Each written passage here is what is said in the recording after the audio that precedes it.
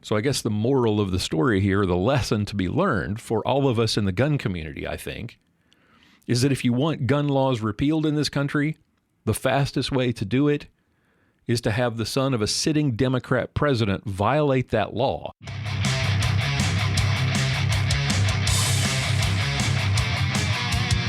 Faith, firearms, and freedom. This is Armed Lutheran Radio.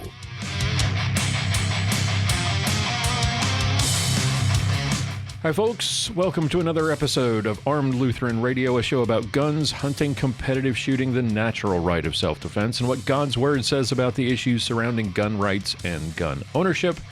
I'm your host, Lloyd Bailey, the Armed Lutheran, and this is episode number 371. Thank you so much for your support. Thank you for joining us again this week.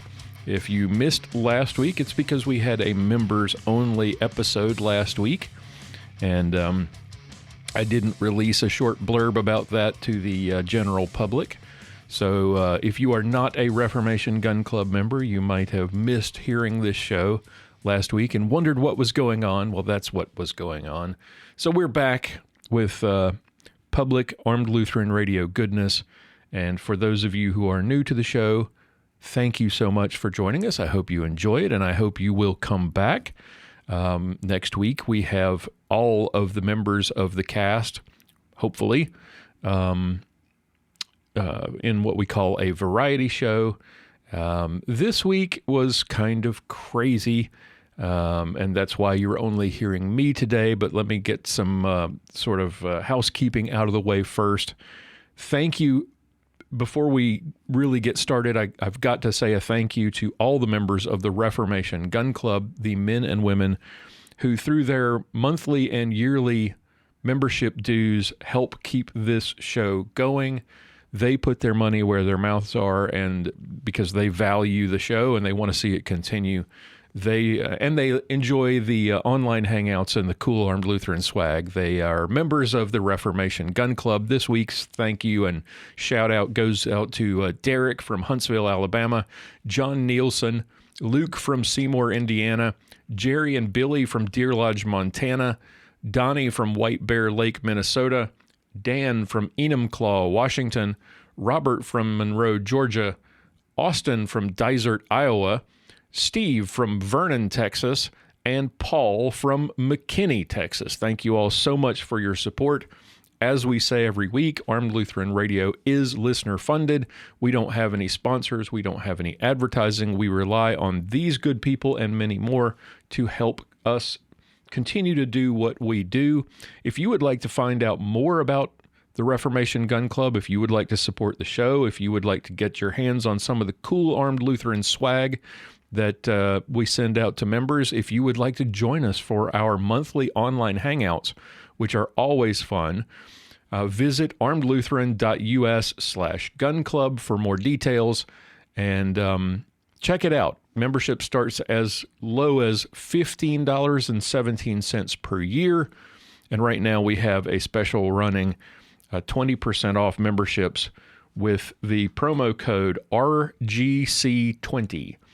That's RGC, as in Reformation Gun Club, and the number 20 for 20% off at armedlutheran.us/gun club. Okay. Before I get to the content, quick couple of announcements. The music you hear each week in this show at the beginning, and the segues on the variety show, and at the end on the outro, that's part of a little side project that I've been doing, kind of just a creative outlet that helps keep me sane. A project I call Lloyd, where I've been taking hymns from the Lutheran Service Book and rearranging the lyrics or the words into heavy metal songs. You can check out more about that on our YouTube channel and on our new website, metalloidband.com. I just released a new collection of songs called Not What These Hands Have Done. I think there's 5 songs on that EP, and then there's a full album coming up on September 4th called Not By Sight. And you can hear that song and I think one other track from that album already released on, or maybe two of the songs on that album are already out on the YouTube channel. And you can also purchase and download the music from the Armed Lutheran shop, and that helps to support the podcast because it cuts out the middleman. Because if you buy music on Apple or Amazon, they take their cut. If you stream a song on Spotify, the creators only get a ridiculously small pittance, fractions of a penny per stream. So check that out at the Armed Lutheran shop, and I hope you'll consider downloading some of that. Also, for those of you who read the book, The Fifth Command, which is a fun fantasy adventure that teaches some core biblical values and features 4 characters loosely based on 4 incredibly popular podcast hosts. If you'd like to find out more about that book, we talked about the book, Pastor Bennett and I did in episode 362. Go back and check that out. Well, I finally have the makings of a sequel. One of the things we talked about in episode 362, the pastor wanted to know if I had a sequel or ideas for a sequel, and I didn't. I struggled to try to come up with some ideas, and last week, sitting down with a good cup of coffee and a pipe, I just rattled off some ideas, and I came up with the outline of a sequel that maybe will be ready in time for Christmas. I have over 100 pages written so far. We'll see how that goes. So stay tuned for that. More details to come. More fun adventures of Lewis and Father Jordy and Michelle and Daz. This week, the reason that you're hearing only me is because I had a really busy week again, another round of eye surgery for my wife, which was extremely successful. Thank you all for your prayers and well wishes on that. My wife had, over the last 2 weeks, lens replacement surgery because of some issues with cataracts, and now she can see into the future. She sees better than I do with my glasses on. I have a couple of big projects I'm trying to wrap up at work, one of which is supposed to go live next weekend. And thinking that was the case, because if it happens next weekend, I end up pulling an all-nighter on Friday night. And thinking that's the case, I scheduled a variety show for next week. So next week you'll hear content from the entire cast, Mia Anstein, Sergeant Bill Sylvia, Pastor John Bennett. But it turns out that might not actually happen. But anyway, you'll still get a variety show, whether I have to work all night Friday night or not. School getting back in gear, so trying to get all the school supplies and stuff, and plans for that. Some school districts here in Texas are already back in action, but our school district starts Wednesday. My daughter has volleyball tryouts first day of school, so we got last minute prep for that and private lesson to kind of get her in the right mindset and get that ready. So it was a crazy week. And before I realized it, half the week was gone and I had nothing planned for today. So, and it was just too late for me to ask the cast to send in content for a variety show. So you're stuck with me this week. Long and the short of it is, I am it for this week. You'll be hearing the rest of the cast next week. But there is something that I did see that I wanted to discuss, something that popped up in the news this week that you might have missed. If you do a Google search for Supreme Court news this week, you'd think that the big news is the Illinois Supreme Court upholding that state's assault weapons ban. And if you think that's the big news this week, you're wrong. The big news, that would be big news if the court had actually overturned the ban, because we are talking about Illinois, of course, and corruption in politics and leftist politics goes way, way back, over 100 years, and they do have Jabba the Hutt Pritzker as their governor, so that's not the big news, because that's probably, if that gets to a federal appeals court, if that gets to the Supreme Court, it gets overturned. I guarantee you. But the big news is this.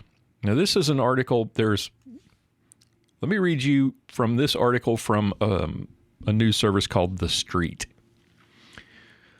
And I got a little commentary as we go. But people who smoke weed tend to get a bad rap, the article says. Well, and my commentary on that would be, yeah, because most of them are losers. But be that as it may, even though attitudes about drugs have changed over the decades, even though half of Americans admit to at least having tried cannabis at some point in their lives, cannabis users are still stigmatized. I wonder why. This week, a 3-judge panel on the Fifth Circuit Court of Appeals overturned the conviction of a man who was sentenced to nearly 4 years in prison after being pulled over with legal firearms and admitting that he occasionally used cannabis. Quote, throughout American history, laws have regulated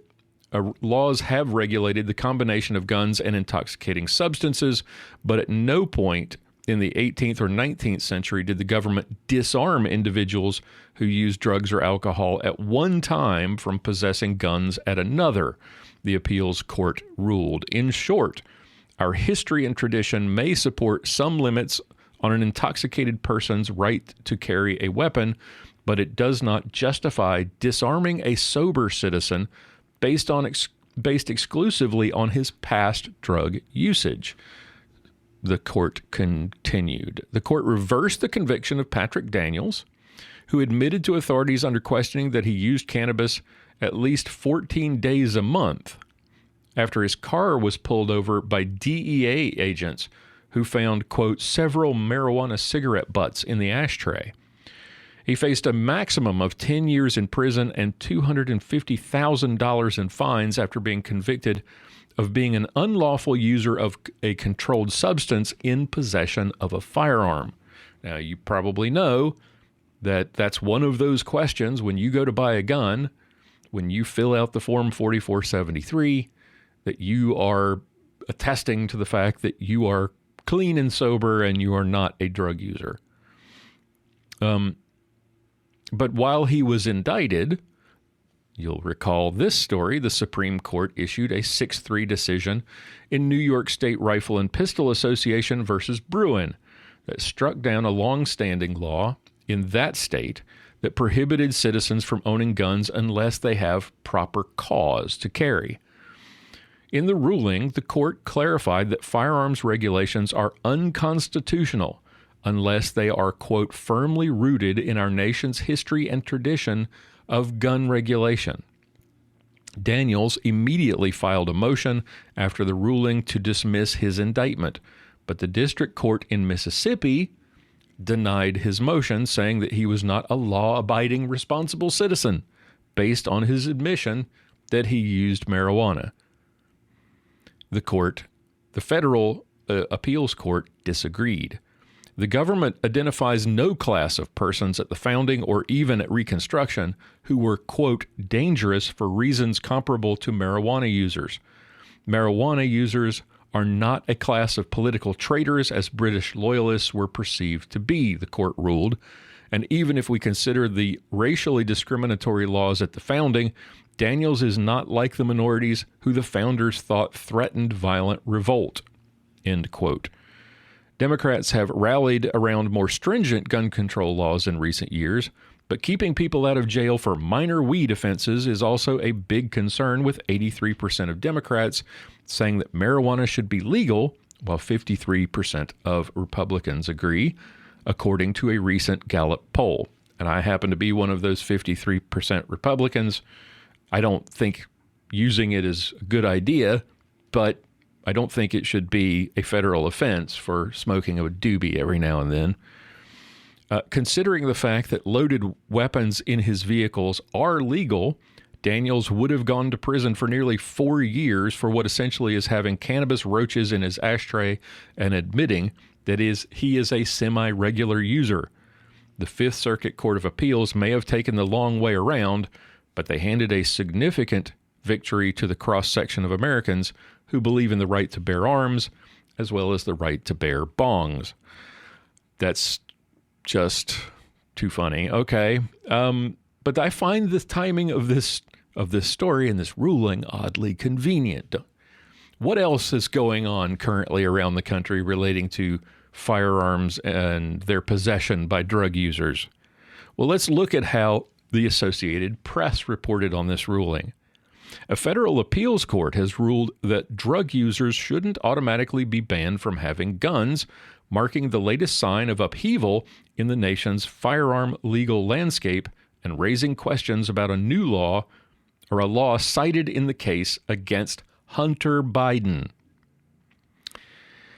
The opinion overturns the conviction of a Mississippi man, Patrick Daniels of Gulfport, who had 2 guns found in his car during a traffic stop last year and acknowledged using marijuana regularly, but wasn't accused of driving under the influence. Notice how they describe it as regular drug use, and the other article says semi-regular. I thought that was interesting. I guess it's a matter of perspective. It's sort of like the news articles that say if you have a gun and 10,000 rounds of ammunition, you have an arsenal. To the people the reporters at the street, using marijuana every other day is semi-regular. To the people at AP, it is regular. I don't know. The ruling raises questions about the future of the law, which also had a central role in the proposed plea deal for Hunter Biden, the president's son. Hunter Biden got a sweetheart deal, basically a slap on the wrist for purchasing a firearm and lying on the Form 4473, saying under oath, basically saying under penalty of law, lying and telling the seller that he was not an illicit drug user, which he clearly was. So Hunter Biden is now off the hook, potentially, for this gun charge. And just look at how the AP frames this ruling.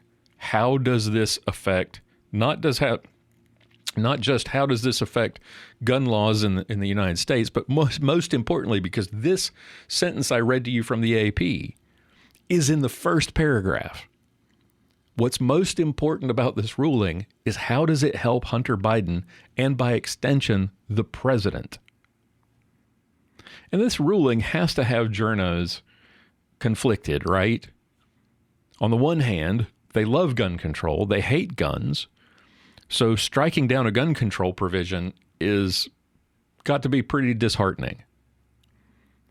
At the same time, it benefits our brain-dead president, Joe Biden, by getting his drug-addicted loser of a son off the hook for one of his crimes. So I guess the moral of the story here, the lesson to be learned for all of us in the gun community, I think, is that if you want gun laws repealed in this country, the fastest way to do it is to have the son of a sitting Democrat president violate that law, and then all's good. They will overturn it. It's just, I'm not typically a conspiracy theory guy. I tend to lean more towards the Occam's razor approach to conspiracies. You know, the simplest answer is probably the correct one. But it is interesting, the timing, that in the midst of all this brouhaha after Hunter Biden's plea deal blew up because basically the judge discovered what a garbage deal this was, that within just a few days you get this ruling on a drugs and gun case in Mississippi, and suddenly the AP picks up on, how will this help Hunter Biden and by extension the president? Anyway, so that's what I saw this week and just jumped out at me because I saw several headlines that talked about this.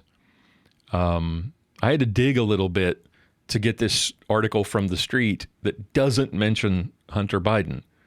And I found a handful of articles from major news outlets where the focus was court strikes down, a provision of the Gun Control Act that affects Hunter Biden. So, thought that was fascinating. Anyway, that's what I've got for this week. Tell me your thoughts. I'd love to hear it. And if you're a member of the Reformation Gun Club, come and share those thoughts at our August online hangout, which is going to be, I think, in a couple of weeks.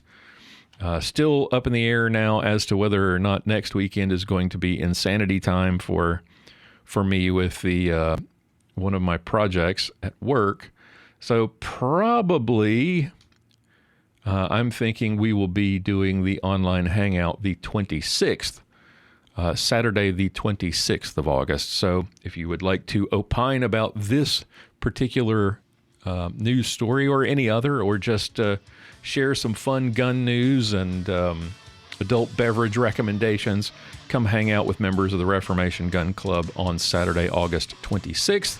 If you're not a member of the Reformation Gun Club, go sign up today at armedlutheran.us/gun club and come and join us in future hangouts.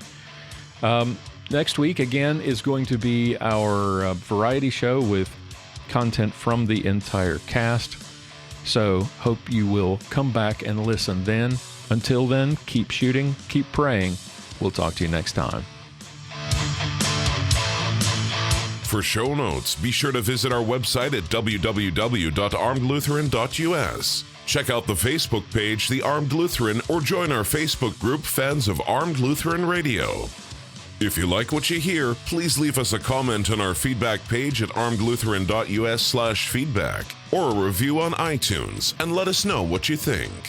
Thank you for listening to Armed Lutheran Radio, a member of the Self-Defense Radio Network.